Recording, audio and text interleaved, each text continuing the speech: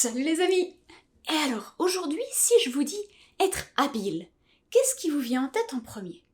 Être adroit de ses mains? Savoir jongler?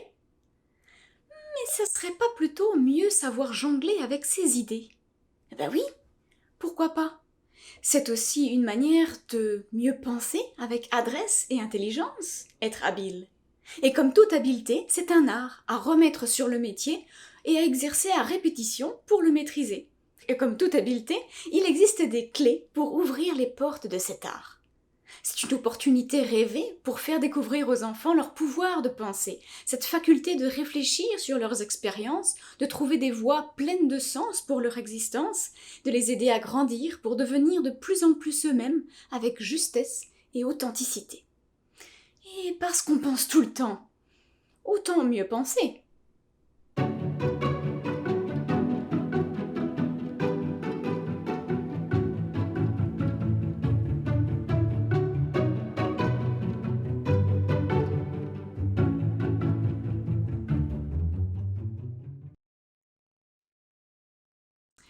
Alors oui, on pense, mais souvent on fait l'impasse sur les mécanismes de cet art de la pensée juste. On utilise cet outil tous les jours, mais on ne sait pas vraiment comment il fonctionne. Alors on possède tous ce potentiel, c'est certain, mais on l'utilise de travers, pas toujours à bon escient, faute de connaître exactement les outils avec lesquels nous jouons. Ce qui nous conduit vers des impasses ou vers des pièges, alors que tout s'éclaircit quand on maîtrise les outils qu'on a en main. Par exemple, on s'aperçoit qu'on appuie tout notre raisonnement sur des préjugés invalides, ou on surprend notre entourage en train de nous la faire à l'envers, ou encore on prend conscience que notre cerveau nous a tendu un piège, et qu'on est tombé les deux pieds dedans. Ça passe par la connaissance et la maîtrise adéquate des outils de la pensée. Ça passe aussi par la vigilance vis-à-vis des pièges du raisonnement. Vous savez, ces sophistes, rhéteurs, démagogues en font grand usage. Les médias sociaux en font grand usage également. Le danger, c'est qu'ils sont séduisants, ces messages, et qu'on aime y adhérer, mais qu'ils sont si souvent invalides et insidieux. Enfin, ça passe aussi par l'attention vis-à-vis des blagounettes que te fait ton cerveau de temps à autre, et oui, c'est un petit coquin qui peut parfois te mener par le bout du nez.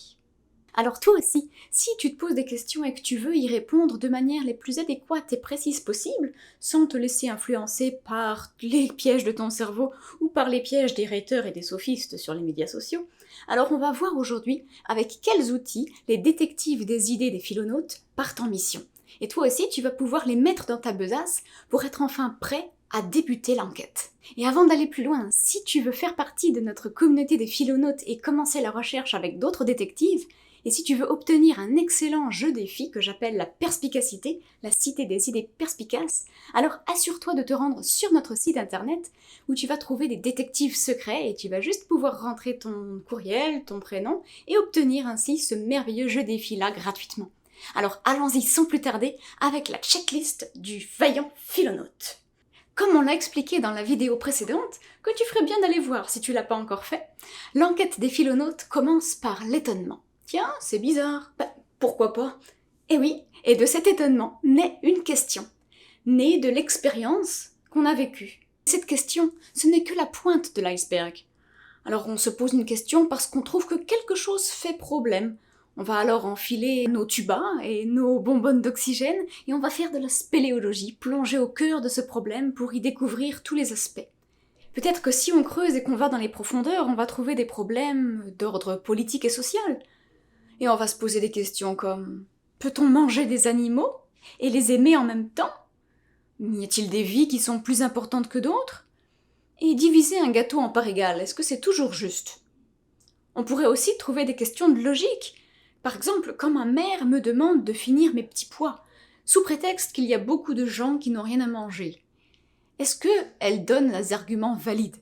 Est-ce que c'est pas tricher avec la logique, ça? On pourrait aussi trouver des questions d'éthique, pour savoir si c'est bon ou mauvais. Tiens, dans quelle sorte de monde voudrions-nous vivre? Et qu'est-ce que l'amitié? Qu'est-ce que l'amour? Qu'est-ce qui différencie les deux? Et une fois qu'on a établi nos plans et nos stratégies sur la cabine du bateau, on va suivre tout simplement les étapes que nous a données le père de la philo pour enfants, un grand capitaine de grands navires de la recherche philosophique, Matthew Lipman. Lui, il distingue 4 temps dans l'enquête. Le premier temps, c'est le raisonnement, c'est-à-dire savoir sur quel type d'enquête on va se positionner. Est-ce que c'est une recherche éthique, épistémologique, métaphysique, esthétique? Parce que chaque type d'enquête conditionne un petit peu les questions qu'on va se poser et la perspective que l'on va prendre. Le deuxième temps, c'est le temps de la recherche proprement dite, l'élaboration des questions, des hypothèses. Puis vient le temps de la conceptualisation. C'est un temps assez délicat mais essentiel. Il s'agit de classifier, de définir, de distinguer plusieurs concepts qui semblent assez proches, parce que pour penser, on a besoin du langage. Et on utilise déjà des mots assez abstraits, qui renvoient à des notions qui ont des idées générales, assez abstraites ou relativement indéterminées. C'est pour cela qu'il faut prendre le temps de les définir avec précision pour ne pas tomber dans un quiproquo et parler en fait de deux choses différentes. La liberté par exemple, qu'est-ce que c'est selon vous? Est-ce que c'est faire ce que l'on veut? Ou bien plutôt se donner à soi-même sa propre loi, à la Kant? Eh bien ce sont deux définitions contradictoires qu'il va falloir déterminer au départ de notre enquête. La laïcité par exemple, qu'est-ce que c'est? On en parle beaucoup, et attention, plus on parle d'un concept, plus il a tendance à être flou. Et donc, à cause de ce flou, on peut lui faire dire un petit peu tout et n'importe quoi. D'ailleurs, c'est un terme assez galvaudé que chaque groupe reprend à son compte. Ça pourrait être considéré simplement comme la neutralité de l'État en matière de religion, ou bien ça pourrait être qu'on considère la diversité des manières de penser le monde, de se le représenter, et qu'on permet à toute cette diversité de s'exprimer dans un environnement multiculturaliste. Ça pourrait être aussi le fait que l'on interdit toute manifestation extérieure d'une appartenance religieuse ou d'une appartenance à un groupe.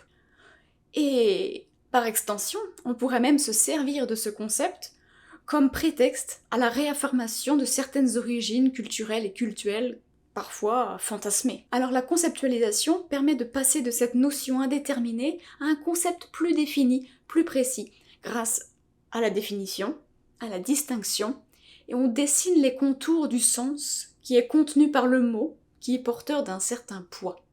Un poids lié à son histoire, un poids lié à son utilisation, et il est nécessaire de bien savoir de quoi on parle. Tiens, plus facile, une question pour toi. Un ami, qu'est-ce que c'est? Plus facile, je suis pas certaine, hein. En fait, souvent les enfants utilisent des exemples pour définir, ou pour expliquer un phénomène. Mais progressivement, il va falloir apprendre à généraliser, par induction, et abstraire en cherchant plusieurs attributs qui sont communs à tous ces exemples. Alors conceptualiser implique d'abstraire, de généraliser, de définir, de préciser, de distinguer, de comparer, catégoriser, et tout ça, ce sont des habiletés de pensée, qui nous permettent de mieux argumenter et d'évaluer notre jugement. Pour nous inciter à mieux argumenter, on va se demander, est-ce que c'est vrai ou vraisemblable? Est-ce que c'est certain ou possible? Voyez la distinction? On peut aussi se demander pourquoi est-ce que c'est vrai selon toi? Ou bien sur quoi est-ce que tu te bases pour affirmer ça? Est-ce que cette raison est suffisante pour affirmer ce que tu dis? Est-ce que c'est une vraie preuve? Et pourquoi? Cette raison, ce critère, est-ce qu'ils sont neutres, fiables, solides? Et pourquoi? Il va falloir aussi établir des liens entre les idées pour assurer la cohérence. Peut-on affirmer ceci en même temps que cela? N'y a-t-il pas une contradiction? Souvent, on se contredit soi-même, hein. Et puis, il va falloir apprendre à déduire ou à induire. Si nous disons que ceci est vrai dans ce cas, alors pouvons-nous dire que c'est vrai également dans celui-ci? Avons-nous suffisamment de cas pour tirer cette conclusion? Et puis finalement, la quatrième étape à laquelle on parvient, c'est celle de traduire.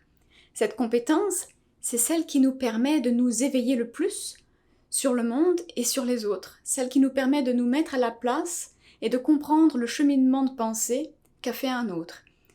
Traduire dans son monde le monde de l'autre. Et c'est merveilleux parce que c'est ce qui nous permet de mieux écouter et de mieux comprendre. Ça nous permet d'avoir une sensibilité éthique, une empathie intellectuelle, tout en restant à sa place, mais d'entrer en communication avec autrui de manière plus bienveillante, de comprendre son positionnement et les raisons pour lesquelles il pense ce qu'il pense. Dans le processus de recherche, on va donc se demander quels sont les outils ou les habiletés qu'on a utilisés pour arriver à telle conclusion. Est-ce que on a fait une bonne utilisation de ces outils, ou bien pourquoi ils nous ont permis de construire adéquatement notre point de vue, ou bien même l'utilisation d'autres outils permettrait-elle de modifier notre point de vue, de l'enrichir, de le rendre plus acceptable, valide? Alors quels outils on aurait pu utiliser à la place et comment? Alors voyez, ces outils de la pensée, ces habiletés de pensée, ce sont comme autant de pierres que l'on utilise pour établir notre argumentation et construire progressivement notre raisonnement. C'est pour cela qu'il faut lui accorder une attention particulière, une importance capitale, et c'est le rôle de l'animateur des ateliers des philonautes, d'être attentif à mobiliser ou faire mobiliser par les participants un certain nombre d'aptitudes et d'habiletés de pensée. Et pas n'importe lesquelles, Si par exemple on est en train de traiter du bien et du mal, on va plutôt convoquer les habiletés de pensée autour de la cause et de la conséquence. Si au contraire on veut définir ce qu'est l'amitié, on va plutôt utiliser l'habileté de pensée qui consiste à définir et à distinguer des concepts proches. C'est pourquoi il est très important d'aiguiser son attention sur les habiletés de pensée que l'on convoque quand on raisonne. Alors il en existe des centaines, Ici on va juste vous en proposer une liste non exhaustive qui représente les habiletés qui sont le plus communes dans les ateliers de philonautes. La première des capacités à mettre en œuvre, c'est savoir formuler un problème. On pourra se poser alors les questions comme « Est-ce que quelque chose t'étonne ou te surprend dans ce texte, dans cette image, dans ce que quelqu'un vient de dire? Ou qu'est-ce qui est important là-dedans? Vois-tu un problème, une difficulté? Est-ce que tu as une question? Ou pouvons-nous remettre en question cette idée? Et si oui, comment? Il est nécessaire de savoir définir et distinguer, si on veut pas tomber dans le quiproquo, pour que tout le monde parle bien de la même chose. Alors, on se demandera, peux-tu expliquer ce mot, cette idée? Dans quelles expressions est-ce qu'on l'emploie? Et dans ces différentes expressions, est-ce que le mot veut toujours dire la même chose? Quelles sont les principales caractéristiques de cette chose? On peut utiliser le raisonnement de classe, c'est-à-dire trouver des points communs pour former une idée générale, ou distinguer des éléments proches. Tiens, regardez, est-ce que ce sont des bonnes ou des mauvaises définitions?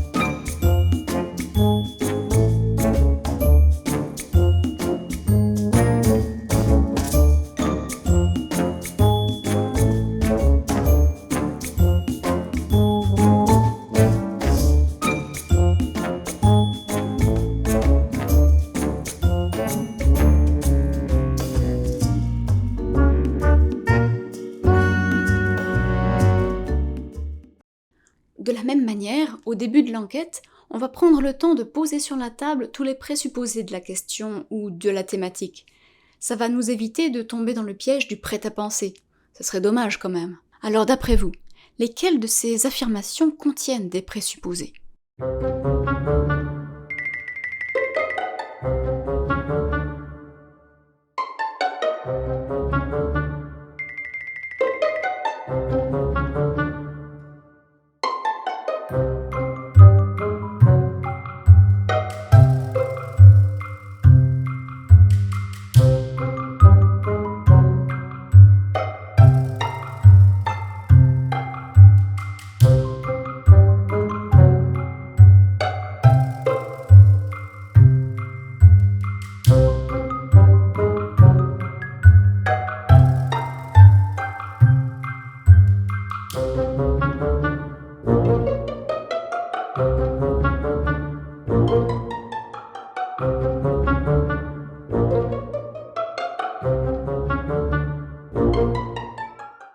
Et puis très vite, on va commencer à émettre des hypothèses, parce que comme dans toute science, on en a besoin pour les mettre à l'épreuve du raisonnement.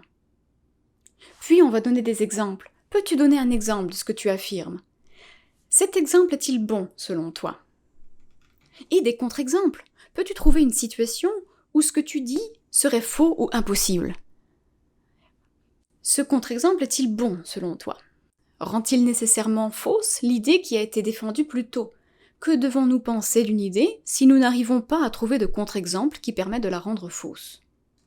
On évaluera bien sûr les causes et les conséquences quand il s'agit de questions morales et éthiques. C'est très pratique. On se demandera si c'est vrai, qu'est-ce que ça implique? Ou si tout le monde pensait ainsi, quelles pourraient être les conséquences? On exerce alors des raisonnements inductifs et déductifs. Pour éviter d'être le dindon de la farce ou le pigeon de la désinformation, il faudra bien veiller à remonter aux sources pour voir si elles sont bien fiables. Et puis on analysera le contexte, parce que parfois la réponse peut différer selon le contexte. Dans cet exemple, qui est un cas particulier, peux-tu tirer une idée plus générale? Peux-tu dire dans quelle situation ce que tu as dit est vrai? Dans quelle situation est-ce que ça s'applique et dans quelle situation c'est faux? Bien sûr, parfois l'enquête nous incitera à reformuler, à résumer, à clarifier nos propos, pour savoir dans quelle direction on s'engage. Alors on fera des pauses, pour expliquer autrement, pour dire la même chose avec d'autres mots, pour résumer en une phrase, ou pour le dire plus clairement. Bien sûr, comparer peut être très intéressant pour évaluer la distinction. Quel est le contraire de ce mot? Quel rapport entretiennent ces deux notions? En quoi se ressemblent-ils? En quoi diffèrent-ils? Peut-on dégager des ressemblances ou des différences entre deux situations ou deux exemples? Et surtout, on aimera remettre en question les jugements des autres et ses propres jugements, en objectant ou en nuançant. Qui n'est pas d'accord avec cette idée? Pourquoi? Qui peut la contester? Y a-t-il des situations où cette idée n'est pas vraie ou n'est pas juste? Alors maintenant que vous avez les clés et que vous connaissez bien les habiletés de pensée que l'on peut convoquer quand on est dans une enquête avec les philonautes, je vous mets au défi de me dire de quel type d'habileté il s'agit quand on dit des choses pareilles.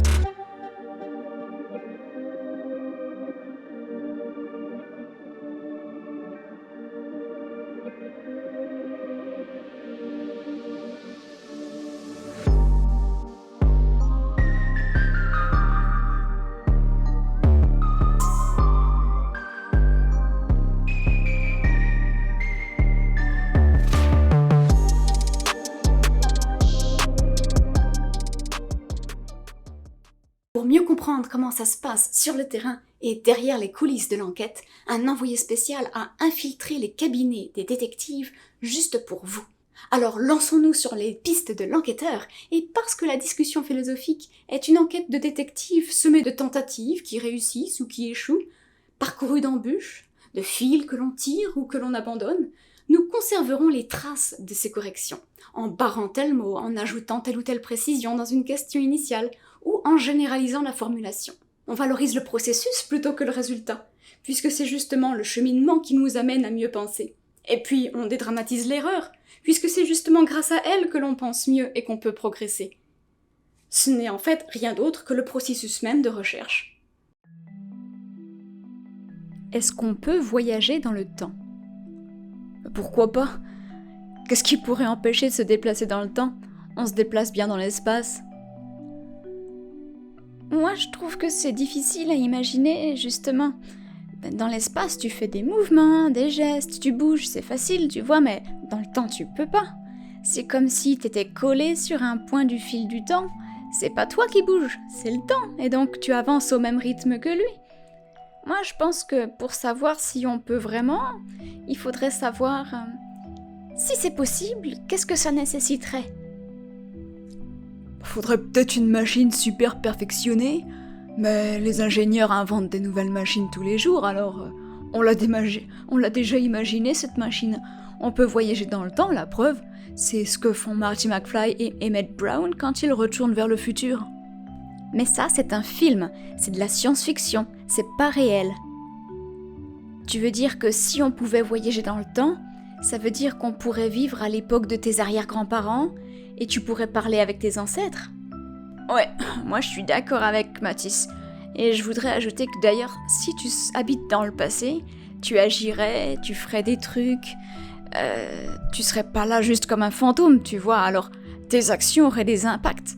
Donc ce serait pas possible que tu changes pas le cours de l'histoire, tu pourrais changer le cours de l'histoire et il y aurait des conséquences jusqu'au présent peut-être. Alors, même si tu faisais ça, le présent il serait peut-être pas comme il est maintenant. Et ça serait pas possible, ça, puisque on sait que le présent il est comme il est maintenant. Par exemple, tu pourrais faire en sorte que tes arrière-grands-parents se rencontrent pas et donc tu serais pas né. Donc c'est contradictoire. Ouais, je pense qu'on vit toujours dans le présent. On peut pas aller voir comment nos arrière-grands-parents vivaient, par exemple, ni comment on va mourir. Et heureusement, hein, sinon ça serait moins drôle et si on pouvait connaître le futur, il y aurait plus de surprises. Ouais, mais peut-être qu'avec des machines à remonter le temps, on pourrait y arriver. Par exemple, dans le film Hibernatus, le personnage qui était pris dans la glace, il a été conservé pendant plusieurs dizaines d'années et quand la glace a fondu, il a fait comme un bond dans le futur. Mais si on te fige, tu peux traverser les âges. Ouais, c'est vrai. J'ai appris dans un reportage qu'aux États-Unis, certaines personnes y pratiquent la cryogénisation après leur mort. On fait baisser la température du corps dans des cuves pleines d'azote liquide, comme ça les cellules se conservent mieux, et après les gens qui font ça, ils espèrent que la technologie le permettra plus tard ils espèrent que la technologie pourra les ressusciter un jour quand on aura les moyens. On sait pas le faire aujourd'hui, mais ils pensent que peut-être dans l'avenir on y arrivera, alors ils espèrent. Moi je pense que si on arrivait à ressusciter les gens, c'est comme s'ils voyageaient dans le futur. Mais non, je crois que c'est un rêve, mais ça reste un désir qu'on ne peut pas réaliser. Eh bien, moi, je pense que c'est possible, ouais, mais vraiment différemment de tout ce que vous avez dit. Est-ce qu'on pourrait pas distinguer de quel type de voyage on parle?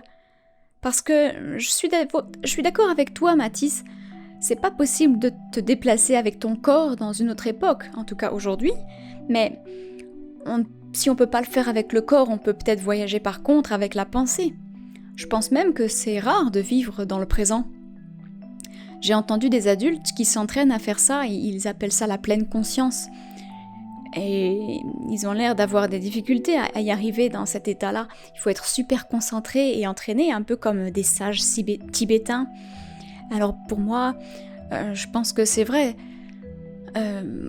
Souvent, soit je pense à ce que je fais, mais souvent, le plus souvent, je pense à ce que je vais faire demain, ou bien je me souviens d'hier, mais je suis rarement dans le temps présent.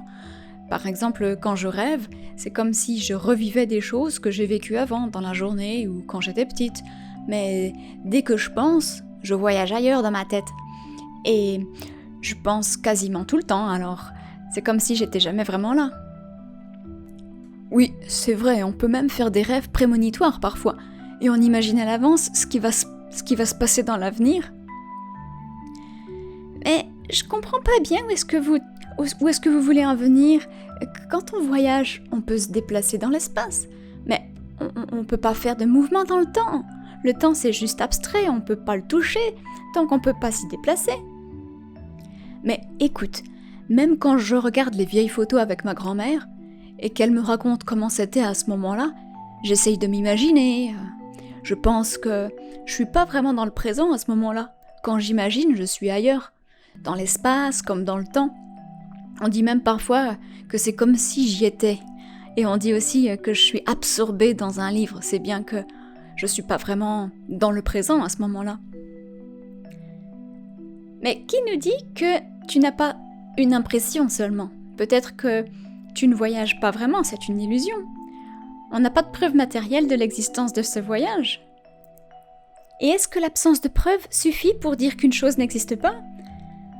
La mémoire, se souvenir de ses expériences passées, ce ne sont pas aussi des preuves, ça? Oui, et quand tu prends l'avion, il y a le décalage horaire aussi. Tu le vois sur ta montre et quand tu regardes la direction du soleil. Si tu vas vers l'ouest, tu peux remonter le temps, et si tu vas vers l'est, tu vas vers le futur. Mais là, je suis pas d'accord avec toi, Mathis, en avion. Parce que tu ne remontes pas vraiment le temps. Ton corps vieillit à la même vitesse, où qu'il soit, et peu importe la vitesse. Raphaël, tu dis qu'on vieillit au même rythme, moi je suis pas d'accord parce que de 0 à 20 ans, tu changes beaucoup plus que de 20 ans à 40 ans. Il suffit de regarder le corps comme il est différent. Mais c'est comme si le temps n'était pas le même pour tout le monde, il passe pas à la même vitesse pour tout le monde. C'est le temps du corps, quoi, le temps individuel. Et moi, je pense qu'on a oublié de définir le temps. Hein. Je pense que le temps, moi, ça n'existe pas vraiment. C'est juste dans nos têtes. C'est une représentation. Eugénie, tu parles des différents âges de la vie, mais justement, j'ai vu un reportage sur Arte à ce propos. Et on ne perçoit pas le temps pareil selon qu'on est jeune ou vieux. Quand on est vieux, t'as l'impression que les journées sont beaucoup plus courtes que dans ta jeunesse. T'as entendu les adultes qui disent « Oh là là, comme le temps passe vite », non ? Oui, et c'est comme quand on s'ennuie dans une salle d'attente. Tu crois que le temps passe pas et tu regardes ta montre toutes les minutes. Mais par contre, quand tu joues avec ton meilleur ami, c'est toujours trop tôt quand ta mère vient te chercher. Ouais, et chacun perçoit différemment, et ça dépend aussi de notre culture et de l'époque à laquelle on vit. Nous, on le voit comme linéaire, par exemple, tu sais, avec un passé derrière et un futur à l'avenir, devant. Mais je sais qu'au Moyen-Âge, on avait une vision cycliste du temps. Je l'ai appris en cours d'histoire. Et alors pour eux, j'imagine que ce serait plus facile d'admettre que, ouais, on voyage dans le temps, mais pour nous, c'est moins évident. Ouais, je connais aussi des civilisations qui conjuguent pas la veine. Ouais, parce que ils font pas de différence entre le passé, le présent et le futur. C'est le cas des Hopis, je crois, un peuple amérindien qui vit aujourd'hui dans l'Arizona. Alors eux, ils possèdent même pas de catégorie de temps. Pour marquer le temps qui passe, ils opposent simplement le vécu et le non-vécu. Ils ont pas de temporalité. Mais c'est pas la seule langue qui fait comme ça. Hein. Il y a l'hébreu, l'aztèque, le maya, il y en a plein d'autres en fait qui distinguent pas non plus les temps, selon une ligne, comme nous, où le passé serait plus et où l'avenir serait pas arrivé encore.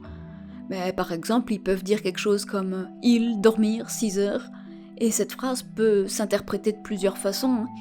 Tu pourrais dire peut-être que c'est « il a dormi 6 heures » ou bien j'ai dormi 6 heures, ou bien il dort 6 heures, ou il va dormir 6 heures, on sait pas vraiment. Enfin, on interprète avec le contexte, quoi. Mais tout ça pour dire qu'ils ont pas la notion du temps comme nous, tu vois. Et puis, je connais aussi en Bolivie les Aymara, je crois qu'ils s'appellent, et pour eux, le passé est devant, parce qu'on le connaît, et le futur, il est derrière, parce qu'on le voit pas. Bah, c'est comme le contraire pour nous, en fait. Mais bon, c'est tout aussi logique, c'est juste différent. Waouh, t'es super calé sur les peuples exotiques. Sûr qu'à y réfléchir de plus près, ça change nos perspectives. Mais si on pensait comme ça, on ne courrait pas autant après le temps. Par contre, c'est vrai que selon les astronautes, les voyages dans le temps existent. Ils sont dans un autre espace-temps. Il paraît aussi que quand tu reviens sur Terre, tu as moins vieilli que les autres pendant le même temps. C'est incroyable! Et on peut savoir d'où tu tiens cette info? Bien sûr, c'est mon père qui m'a tout expliqué. Il est abonné à la revue Science, et c'est très sérieux. En fait, pour voyager dans le passé, c'est pas vraiment possible en pratique, mais il y a une théorie d'Einstein, le trou de verre, qui permettrait de se déplacer plus rapidement à condition de voyager plus vite que la vitesse de la lumière. Mais bon, les trous de verre, on ne sait pas s'ils existent, et ni si les humains pourraient y passer à travers, alors c'est juste un modèle de pensée, quoi. Mais par contre, pour les voyages dans le futur, c'est possible. Il faudrait juste s'approcher du bord d'un trou noir, parce que la gravité y est forte, et le temps ralentirait pour vous par rapport à tout le monde. Et si vous revenez sur Terre, ce sera alors comme dans le futur, puisque vous auriez moins vieilli que les autres pendant ce temps. Oh, tu veux dire qu'on va à une autre vitesse que le temps normal sur la Terre? On défie le temps? Mais en tout cas, ce qui est sûr, c'est que depuis qu'on est bébé, on a déjà voyagé 10 ans. Tout en restant dans le présent. Ouais, mais c'est le temps qui voyage en nous, pas nous dans le temps. Ouais, sauf si on considère que le temps n'existe que dans la tête des gens, mais n'existe pas pour de vrai. Et dans ce cas-là, c'est pas le temps qui passe, c'est nous qui passons.